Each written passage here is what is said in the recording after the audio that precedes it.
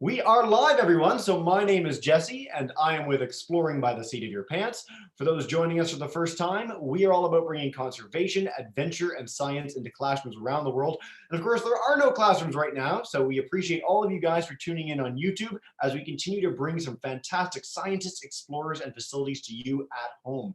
Today has been our day of virtual field trips. We have been to the Turtle Hospital, Toronto Zoo, Ripley's Aquarium, Vancouver Aquarium, and today we are wrapping it up at the beautiful Philip J. Currie Dinosaur Museum in Northern Alberta, joined live by educator Nick Carter, who's going to take us on a bit of a tour of the galleries. Before we dive in with him, I just want to stress for anyone tuning in, all of these sessions, no registration, no sign up required. You can tune into all of them, and I'm going to pass in the chat bar a link to all our upcoming sessions. We are going to be running 6 to 8 every day for the coming weeks, and we really hope you guys can tune in for more of those. So for now, you're here for some epic dinosaurs, and so am I. Without further ado, thank you so much for joining us today, Nick, and take it away. All right, thanks a lot. Hey, everybody out in YouTube. Good to see all of you. And good to be back. I did one of these sessions a few months ago and had a great time, so I'm really excited to be back here. So I am up in the Philip J. Currie Dinosaur Museum, which is just west of Grand Prairie in northern Alberta. And as you can see, things are a little bit quiet here because like just about everywhere else in the world, we've had to kind of shut down until, this nasty virus that's making its way around kind of, goes away. Hopefully that's sooner than later, but in the meantime, we can still bring dinosaurs to you virtually. So here you can see I am hanging out with kind of our flagship dinosaur here. If you watched the video I did a few months ago, you'll know that this one is our Pachyrhinosaurus, and this was kind of the dinosaur that sort of sparked the building of this museum. We're located very close to kind of a giant dinosaur graveyard from this species called a bone bed. And Pachyrhinosaurus is probably the most common dinosaur we find, at least at that site. We've got hundreds and hundreds of individuals from this site. But I wanted to take you on a walk through the gallery today and show you some of the other stuff that we've got around here. Last time I had shown off some duck-billed dinosaurs, some more horned dinosaurs, and our carnivorous Gorgosaurus, which you might get to take a look at in a bit. But I want to show you some of the other things we've got around here, because dinosaurs were really diverse animals. And we've got a lot to show off here that, we should get a chance to. So I've got my computer here that I'm talking to on wheels, so apologies if it's a little bit bumpy. I'll try to make it as smooth as possible. It's like a field expedition out to the, to a dinosaur site. I'm excited. Yeah. Just pretend you're out on a trip to Jurassic Park or something like that, and it'll all feel natural. So how is that frame? That's not bad. Perfect. Here we've got a, you can see this, there's not much to this dinosaur. It's not sort of a big bony kind of monster looking thing like a lot of the other dinosaurs we tend to show off around here. This one is called Struthiomimus. Now Struthiomimus means ostrich mimic, and it's called that because it kind of looks a bit like an ostrich. You can see it's got kind of a small head, really big eyes, and a toothless beak, a little bit like a bird, and a long neck, and really long legs. The interesting thing about Struthiomimus is, let's see if I can show this off decently well, it's got pretty short thigh bones, but its shin bones and its foot bones are really, really long. And so a lot of animals nowadays that are built like that are really fast and good at running, so we figure that Struthiomimus was as well. It ran on the tips of its toes, kind of like a giant bird, and it also was covered in fine, kind of fluffy feathers, a little bit like an ostrich. So kind of lived in a similar way. And we know that it was feathered because we've actually found examples from southern Alberta that were feathered as well. So, pretty positive evidence there. So that's Struthiomimus, kind of one of our smaller, middle-sized dinosaurs we have around here. But let's take a look at a few examples of something that's maybe a bit more impressive. We're going to come around the front here, get to see some more angles of the museum. Now here we have a display of horned dinosaur skulls from the ceratopsid family. So you can see there's two right there and another few right here. So I'll spend a couple minutes talking about horned dinosaurs.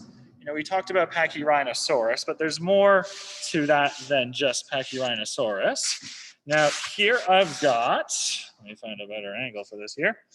An example of a horned dinosaur called Xenoceratops. Now what that means is new horned face, because when they found it, it was new. So ceratopsid dinosaurs, horned dinosaurs, are really interesting. They've got this great big hooked beak at the front of the mouth with no teeth inside, but they've got all these little tiny teeth on the inside of the jaw.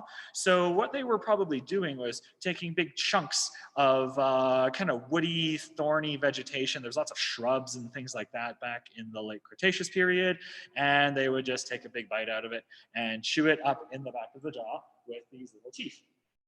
Now, the horns on the front of the head, you can see they kind of came in all shapes and sizes. This one has pointed horns over its eyes, a little bit like, you know, the famous Triceratops, but the front of the nose just has this lump instead of a pointed horn. Now, these horns served a few purposes. Number one is obviously they could use them to fight with each other or to fend off a predator, but they could also use them just to show off to each other. Animals really prefer to kind of use visual displays instead of coming to blows when they have the chance, because it's, you know, less dangerous. Now, this big frill at the back of the skull here, that's made of really thin bone. So you might think that that's there to protect the back of the neck from being bitten by carnivores, but something like a tyrannosaur could bite right through that. So instead, it kind of is like a bony version of the tail of a peacock, kind of a big flashy display covered with spikes and hooks and things like that, showing off and saying, hey, I'm a big, tough, fit horned dinosaur. Don't you want to, you know, make little baby horned dinosaurs with me? At least that's the idea anyway. Now, what a lot of people don't realize or, you know, kind of overlook with horned dinosaurs, they get kind of distracted by the horns and the frills, and those are all pretty cool and stuff. But look at this nose here. This is a honking big nostril. This is, you know, proportionally, they had really big skulls, but proportionally for the size of the skull, that is a really big nose. Now, scientists have no idea why horned dinosaurs have a nose that are that big. Some people think, well, maybe it was to kind of radiate heat out of the head so that, you know, these things weren't cooking themselves in the warm climate that they lived in. Some people think that maybe there was some kind of fleshy display covering this nostril, that the opening was just kind of here near the front of the beak, and the rest of this opening could maybe expand like a balloon or something like that. Maybe when the animal got excited and wanted to show off, maybe the horns and frills just weren't doing enough. It could inflate some kind of display structure, which is something that frigate birds and hooded seals and even camels do today. So we can't prove it, we don't know for sure, but it's an interesting thought. Now I'll show you the biggest horned dinosaur skull ever found. In fact, it might be the biggest land animal skull ever found. Hopefully you can see it through the glass. Hey, yeah. Yeah. Museums are kind of bad for you know, photography and things like that. But this thing behind me here is a horned dinosaur called Eotriceratops. So obviously a close relative of Triceratops. Eotriceratops means sort of earlier or before Triceratops. Now this skull is huge. It's almost as long as I am tall, which is about 6 feet long. And these horns are absolutely massive. The skull would have weighed hundreds and hundreds of pounds. Now this was found in southern Alberta at a place called Dry Island Buffalo Jump Provincial Park. And the animal that this came from was about the size of a really, really big elephant. So you can imagine what, you know, an animal like that would look like walking around today. I think it would be a pretty cool sight. Let's go check out a few other things while we're walking around. Pass by our old friend Pachyrhinosaurus again. And we're going to come over here, and I'll turn you this way. Okay, so this is kind of interesting. These are all upper arm bones from Pachyrhinosaurus. These all came from the Pipestone Creek dinosaur bone bed. And you can see they're all sort of different sizes, getting kind of bigger and bigger as you go. So that tells us that a few things. Number one is that these were social animals, that the babies, teenagers, adults, they all lived together in this big herd. At least they were at the time that they all died. So that's pretty interesting. We've got all sorts of age groups represented here. We can also use this to show how the animals grew and how their proportions changed as they grew from babies to adults, because baby dinosaurs weren't built like grown-up dinosaurs were. Their proportions were different, their skulls really changed as they aged. And we can also use these bones to count how many individual dinosaurs were at the site when it was preserved. So if you count, let's say, the number of, right upper arm bones like these, well, each animal only has one right upper arm bone. So you count those, you have a minimum number of animals that were going to be there. Some people count other things like this bone at the tip of the beak called the predentary bone. Some people count that. You don't want to count things like vertebrae, backbones, or teeth, or things like that, because each individual animal has a whole bunch of those. And how do you know you're not counting the same animal more than once? That's why we count things that animals only have one of. So I'll turn you back this way. And let's head down here. Sorry for bumps. And we'll look at a couple of real fossils on display in cases right here, showing kind of the different types of dinosaurs that would have been hanging around in the area. Now, hopefully we can see this all right. Here is a lower jawbone from a duck-billed dinosaur. This is the left lower jawbone. And if you take a close look, you can see that all those little kind of marks running up and down the jaw are teeth. So this animal had hundreds and hundreds of teeth in its jaw. And only the top row of teeth were actually doing any chewing. The bottom rows of teeth were normally covered by bone, and when the top parts kind of wore down, they had an endless supply of teeth to sort of move up to replace it. Now, this jawbone was found pretty close to where the museum is right now. So even though this part of the province might not be as sort of well known as the southern Badlands of places like Drumheller, we still have, a huge amount of dinosaurs that we're only just discovering. So pretty exciting stuff. Now here in this little case are some very small things, but they're pretty important. These are teeth from carnivorous dinosaurs, little raptor type dinosaurs, the dromaeosaurs. Now look how small they are. So here's kind of my finger for scale. These teeth aren't terribly big, but they're very sharp. Now, these are some of the most common parts of raptors, dromaeosaurs that are left behind. Their bones were hollow and very fragile. So they didn't preserve all that well, but their teeth were harder than their bones, and so they'd last all right. So we often have to identify these things based on the shape of their teeth. We can look at the size of the teeth, see how curved they are, look at these little serrations in the teeth called denticles, and we can tell what we're looking at that way. So we'll come to the end of the Cretaceous gallery right here. And I promised we could take another look at Gorgosaurus. Yeah, here we are with Gorgosaurus again. Unfortunately, like I said last time, not a Tyrannosaurus, but kind of its smaller, skinnier cousin. Tyrannosaurus, we've got a couple examples from Alberta, but it doesn't seem to have been at least terribly common here as it was in places like Montana, the Dakotas, Wyoming, places like that. But Gorgosaurus was very common in Alberta, at least as far as big meat eaters go. And,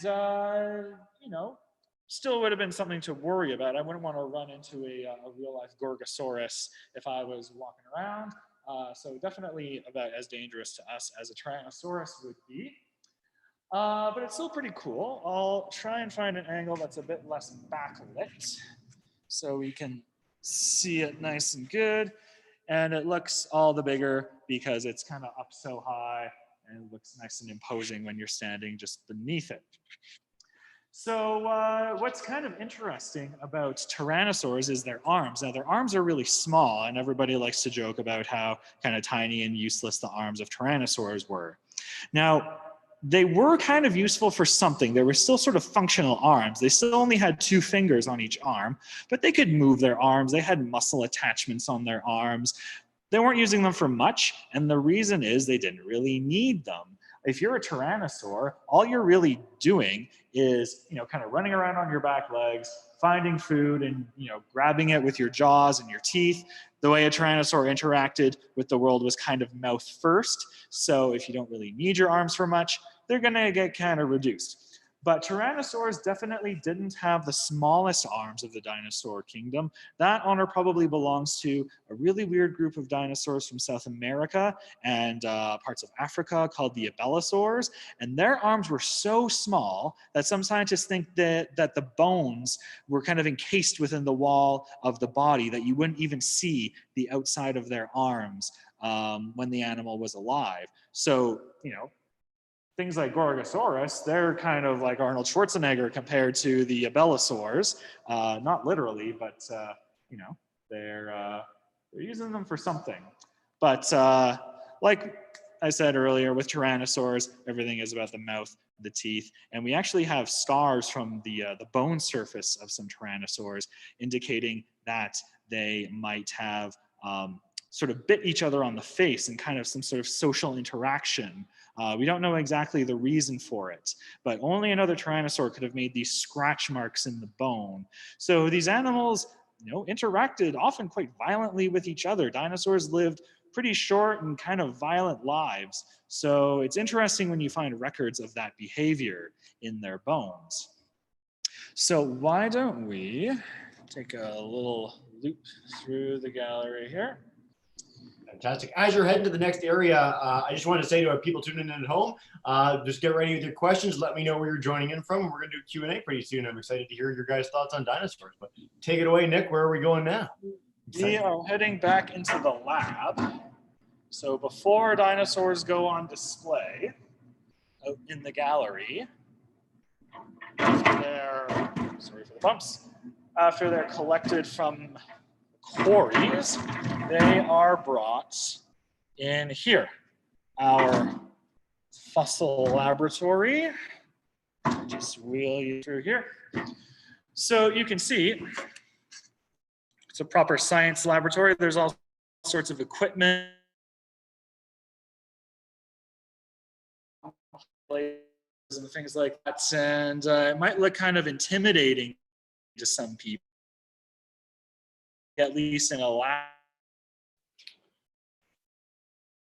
So Nick, sorry to say, you're just cutting out a little bit here. I don't know if it's the connection or what. We can keep trying to talk about the lab, but I'll just keep an eye on if we can hear you properly. Oh, sure, yeah. Yeah, I think it was, things got a little garbled coming in here. Let me know if it Will do. Generally, yeah, you're entirely frozen. We might need to come out of the lab. You might need to tell us about the lab from outside the lab. Sorry to ask that. Sorry, what was that? Yeah, so it's entirely gone. Like you just cut out entirely. So it might be better when I went to the lab? about the lab from outside the lab, back in the main gallery. Sorry about that. Okay, yeah, no worries. So as I was saying early on the way in, I was just talking about how when dinosaurs are first brought in from the quarry, from the bone beds or wherever we find them, this is kind of their first place they come into the laboratory.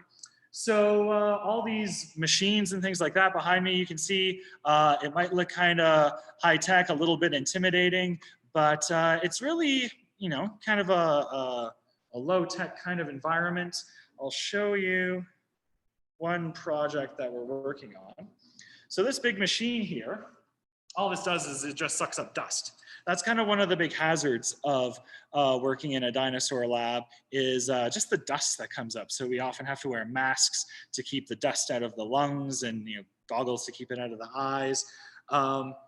So it's not like working in some sort of infectious disease lab or something like that, but you still have to be kind of careful. So here's one project that one of our fossil technicians is working on. Just lower that there. So this might just look like a big block of rock, but inside this block of rock, and I think I talked about this last time, are the hip bones of a dinosaur. And we found this along a river last summer. I actually helped chip this big block from the rest of the rock that it was stuck to. And get the plaster jacket on here. So this keeps the bones inside nice and safe, which kind of takes a lot of just physical effort. Doing paleontology out in the field and collecting fossils takes a lot of physical strength. So you got to kind of be ready for that. But here I'll show you. We've got some bones exposed here.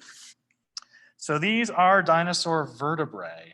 So you can see there's a little bit of one that kind of got cut off. And then there's number 2, 3, 4, and 5. So we're kind of looking at the bottom of the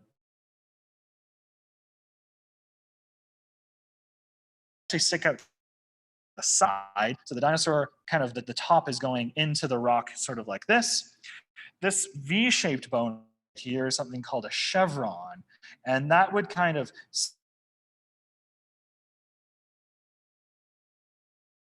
and things like that would flow through that V shape in the chevron, the bone keeping them nice and safe. So our fossil technician is just using little hand drills and things like that to chip away at this rock and expose the bone on the inside.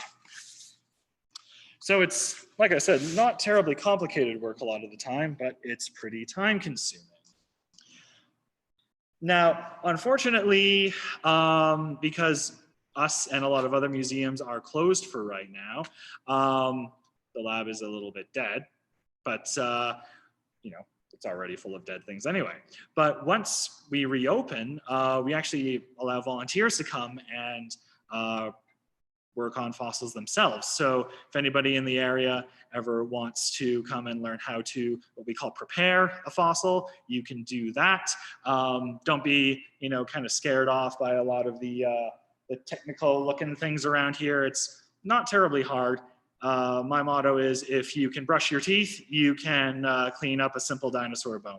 It's not that tricky, though sometimes it can be. So we'll come over here. And I've got some other cool things to show off. There we go. So this is one of the biggest bones that I can show you. This is a shoulder blade from a Pachyrhinosaurus. Check out the size of this thing. I can barely hold it. It's so big. And it's just one shoulder blade. So this animal was huge. It was about the size of a really big rhinoceros.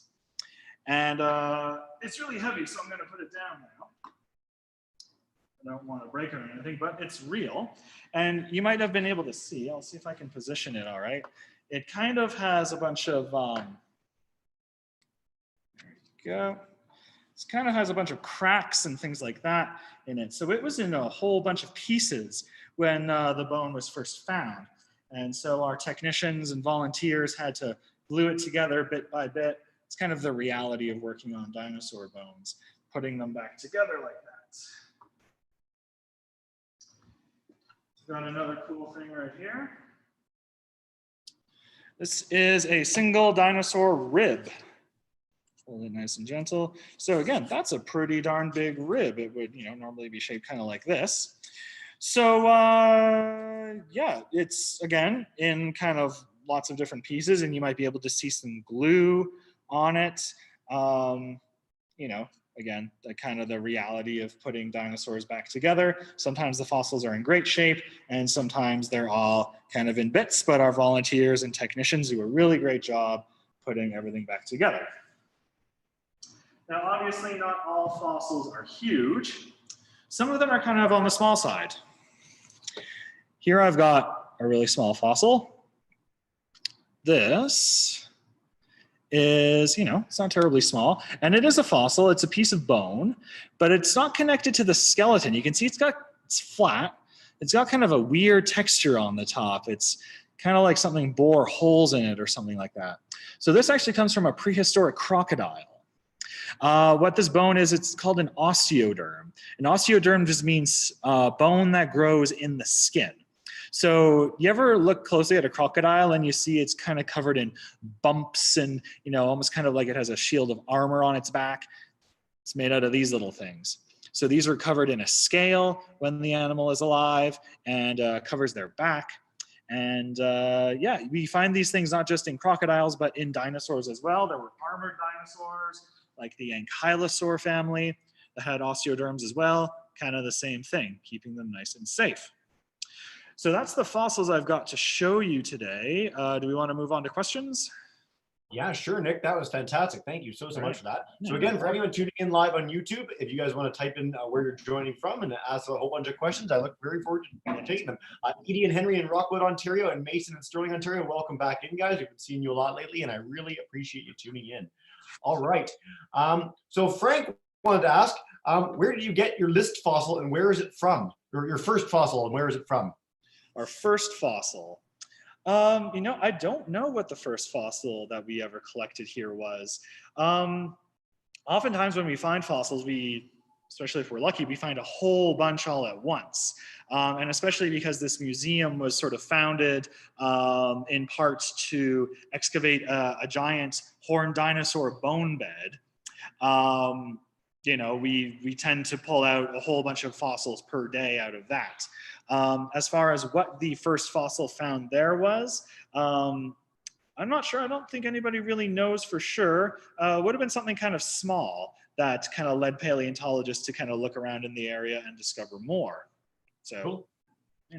Fantastic. Actually, this is something that I always love highlighting about museums. So you have all these amazing fossils that you showed us today, but most museums have a really large collection of things that don't actually see the public eye. Do you guys have a lot of fossils that are sort of in the back somewhere?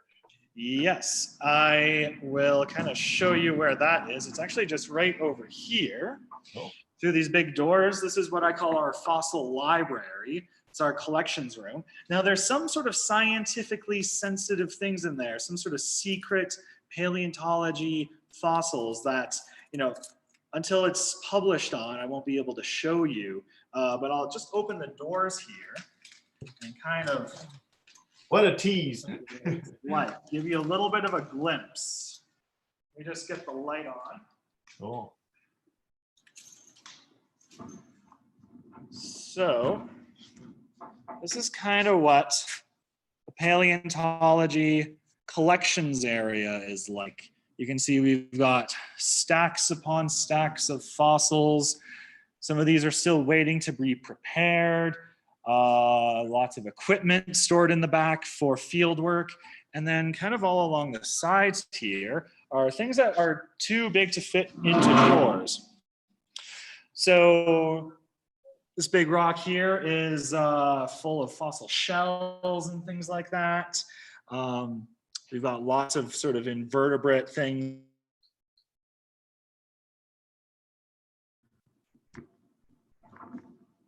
We've even got things like fossilized tree stumps. Very cool. And all sorts of stuff around here. I love the behind the scenes, but we are literally behind the scenes of the behind the scenes. This is amazing. Yeah, this is about as deep into the museum catacombs as you can get, unless you're interested in seeing things like the electrical room and the plumbing and all that. But we'll save that for the next section. The next session. Right now. So yeah, that's kind of behind the scenes, and then I'll show you a quick glimpse in the drawers here. This is kind of where we keep things that are sort of, you know, good to be cataloged and stuff. And we've got sort of row upon row of bones from Pipestone Creek. These are all Pachyrhinosaurus bones. And you can see there's just kind of no end to them. It's pretty impressive, I think. Awesome. Thank you so much. No problem. All right. Let's take one from Henry. Is removing a fossil from the ground stressful? Is this a difficult process that's, you know, tricky and causes people some angst, or is it easy to just come out?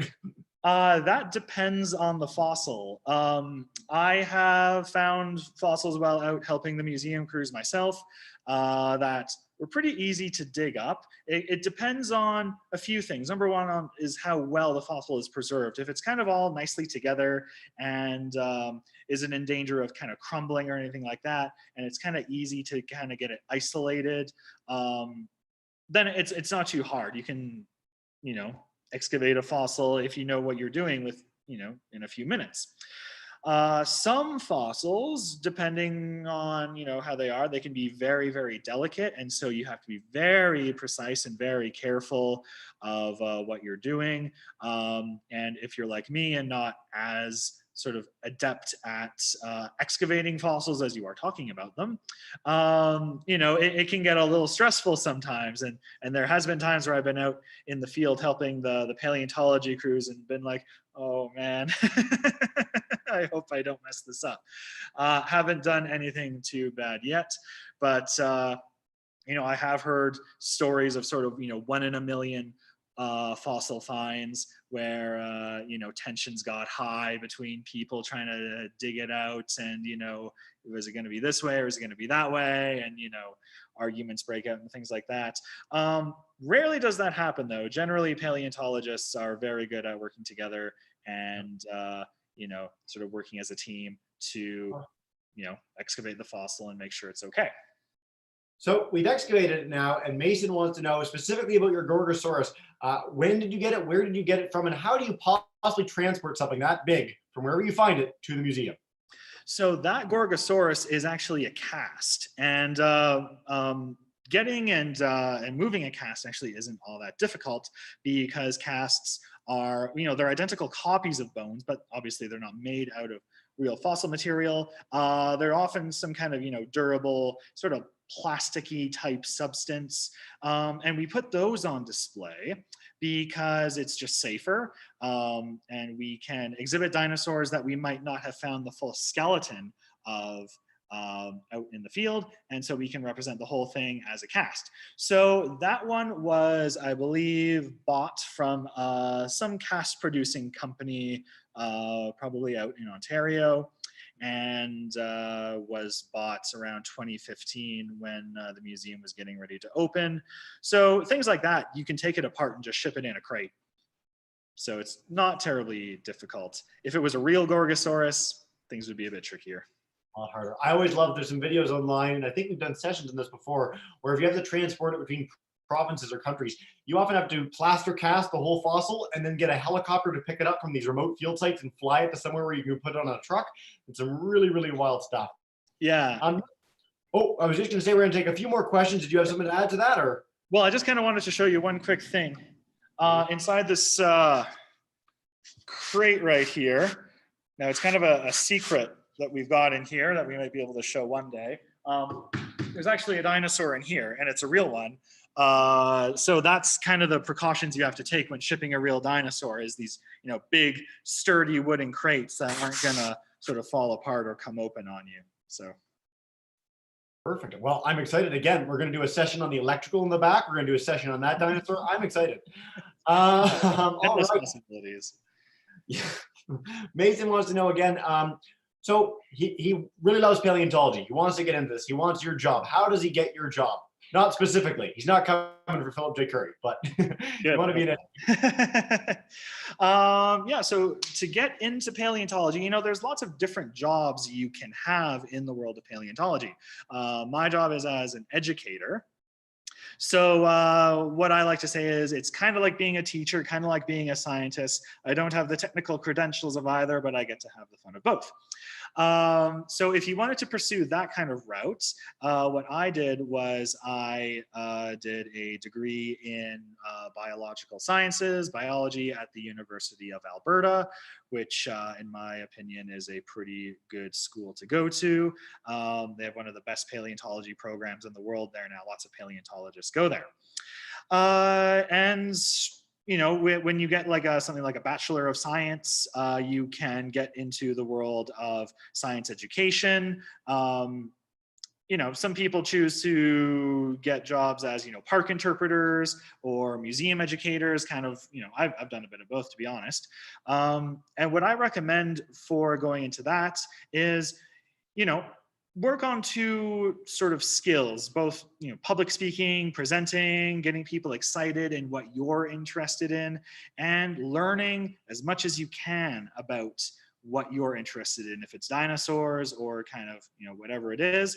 Ways you can do that are, by watching sessions like this, reading books, contacting, experts in that field, so professionals, see if they'll let you sort of come in and help them and volunteer in their laboratories, that sort of thing.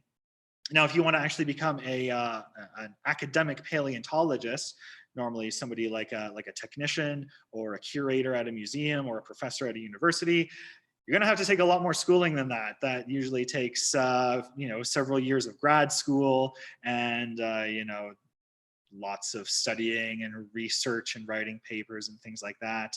So if that sounds kind of up your alley, then that's the route to go down.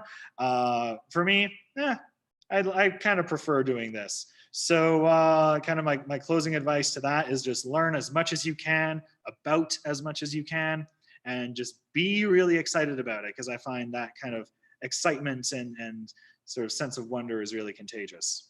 It sure is, and you're fantastic at your job. We're so thrilled to have you join us today, and I can't think of a better way to wrap up. So, Nick, thank you so much. Good luck as the museum is closed. I know we're going to try and work with you guys to do a lot of education programs over the coming weeks. So let's just make it happen, and good luck with everything else. Thank you so much for joining today, and we really appreciate it. Thanks for having me. See you soon. Have a nice rest of your day. Bye for now, everyone.